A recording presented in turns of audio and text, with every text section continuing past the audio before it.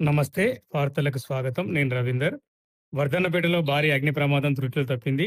ధాన్యం కొనుగోలు కేంద్రం వైపు దూసుకొస్తున్న మంటలతో రైతుల్లో భయాందోళన నెలకొంది. అయితే సమాచారం అందుకున్న వెంటనే మున్సిపల్ చైర్మన్ పాలకుర్తి సారంగపాణి ఘటనా స్థలానికి చేరుకొని ఎండను సైతం లెక్క చేయకుండా స్వయంగా మంటలు ఆర్పేందుకు రంగంలోకి దిగారు. రైతులు, ఫైర్ సిబ్బందితో కలిసి మంటలను అదుపులోకి తెచ్చి భారీ నష్టాన్ని తప్పించారు. రైతుల కోసం చైర్మన్ చేసిన ఈ కృషి ఇప్పుడు స్థానికంగా ప్రశంసలు అందుకుంటోంది. వర్ధన్నపేట పట్టణ కేంద్రం. మధ్యాహ్నం మండుతున్న ఎండ. ఒక్కసారిగా పొలాల వైపు నుంచి ఎగసిపడిన మంటలు. ఈదురుగాలుల ప్రభావంతో ఆ మంటలు నేరుగా వరి ధాన్యం కొనుగోలు కేంద్రం వైపు దూసుకొచ్చాయి.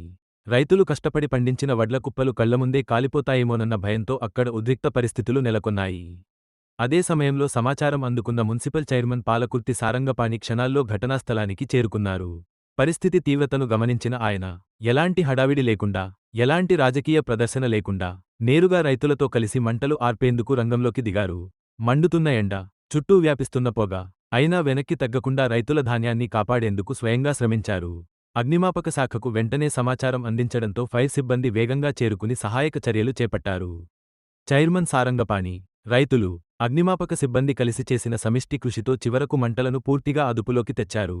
పెను ప్రమాదం తప్పడంతో రైతులు ఊపిరి పీల్చుకున్నారు.